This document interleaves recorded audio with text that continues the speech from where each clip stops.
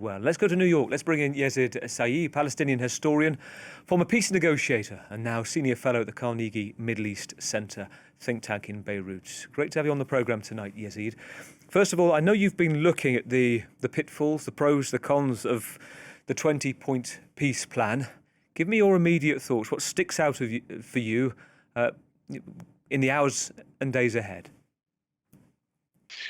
I think the single most important thing right now is that we all proceed beyond the ceasefire that's been in place for the past 48 hours or so through the release of Israeli hostages from Gaza tomorrow and the release of Palestinian prisoners held in Israel.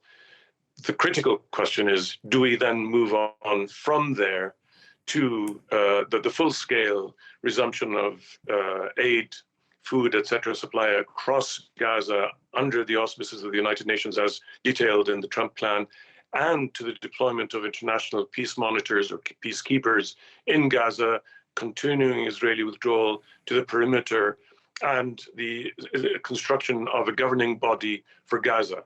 That, to me, is the single most important part of the plan, because what it does, if it's achieved, is to take Gaza out of complete or total Israeli control for the first time in 57 years.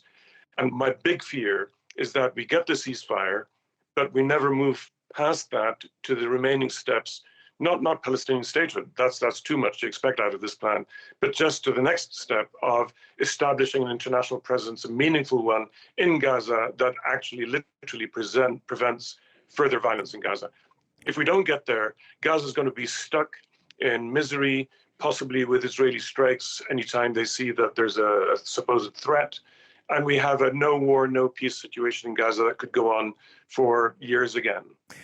And to each of those, well, at least 18 of those 20 points, you could probably find at least 18 problems and more with each individual point. If we talk about kind of the immediacy of step by step, the next few hours, from your reading of the agreement so far, from the last minute problems we've just been talking about, do you see this going plain sailing? Do you see last minute hitches? I think there's been some consternation amongst some Israelis. Could 1, 2 hostages be retained if the prisoners, like Marwan Barghouti, for example, isn't released from Israeli prisons? Well, as your correspondent in Israel said earlier on the program, I agree that both sides are trying to extract what they can in these last hours before they fulfill their side of the deal tomorrow, the release of Israeli hostages and Palestinian prisoners. I think that it's all going to go through with however many hitches. I think this will happen. And I don't think that, for one thing, I wouldn't expect Hamas to hold back any hostages, because that's not something they can hide.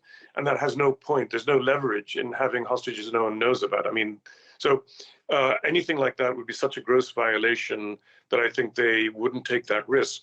Israel is in a much more powerful position. And the only reason Israel has signed up to this deal, which, by the way, Hamas had accepted a whole year ago, the difference being that then President Joe Biden refused to leverage his power with Israeli Prime Minister Netanyahu to force him to accept a deal, which he's been forced to this time by President Trump's very direct style of politics. So I think both sides at the end of the day are going to go through with this, no matter how painfully or how much distress it gives them.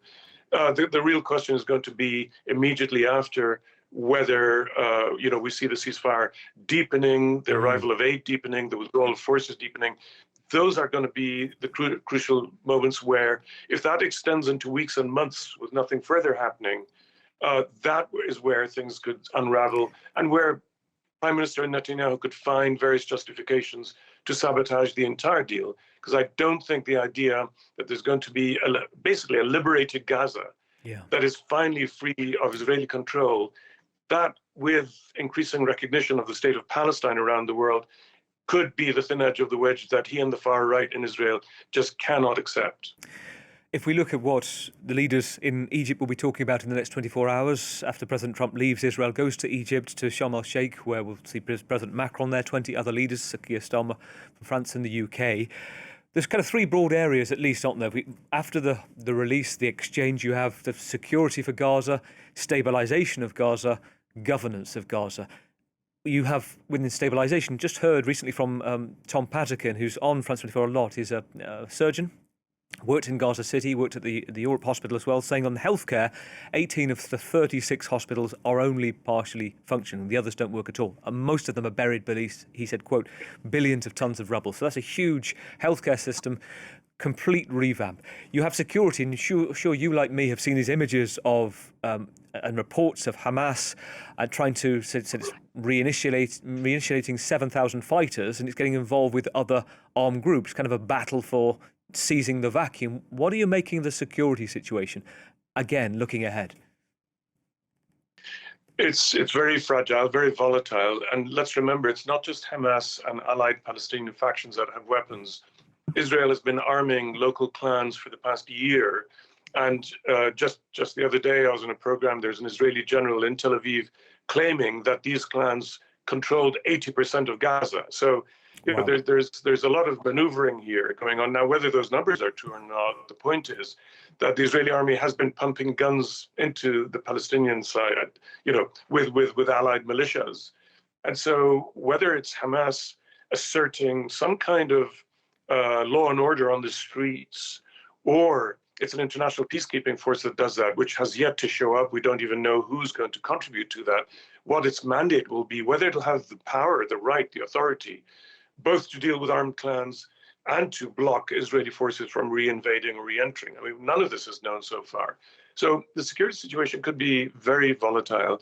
And ironically, basically, the only party that could claim to be able to bring some form of law and order to the streets of Gaza is likely to be Hamas. But again, this is why I say that if nothing moves on the political front in terms of reconstruction, opening up Gaza for free movement of people and of goods, as Donald Trump has promised, if we get stuck in a situation of no war, no peace, then of course we should accept that Hamas will try and fill the vacuum. Armed clans still backed by Israel will of course be pushed and promoted to collide with Hamas. And that's why I think it's great that Donald Trump is going to Cairo, that other leaders are meeting there to put, I think, more flesh on the bones of this agreement, and to basically say what is the very next step that has to happen here. Yeah. So I think it's great that the political momentum is being kept up. And that's a security situation to be seen for itself. Sharm el-Sheikh is one of the smallest airports I think I've ever been to. That will be a sight tomorrow. Let me ask you about something you said right at the start, which is fascinating, that for the first time in 60 years, since 67, we could see, or your thought is we may see a possibility, a chink, a window for Gaza to be controlled without Israeli influence. And when we look at the potential governance, we saw the Observer article yesterday. The headline was Tony of Arabia. You know, Tony Blair being potentially on this board of peace, a key figure in that. How do you see that manifesting? Is that a move that you think could work?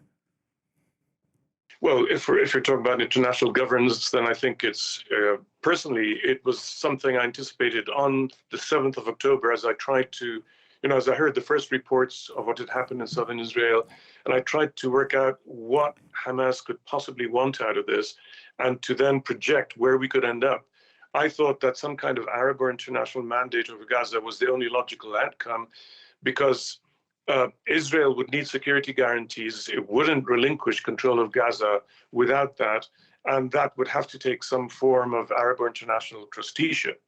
Now, my point really here is that if an international stabilization force deploys on the ground and takes over from the Israeli troops that withdraw to the perimeter of Gaza, and if an international governing body takes form, whether this is truly representative or is a colonial structure, frankly, I think what's crucial here is that this means that along with opening Gaza borders for the free movement of people and goods, as the Trump plan insists in several articles, then the reality is one where Israel does not control Gaza's borders anymore.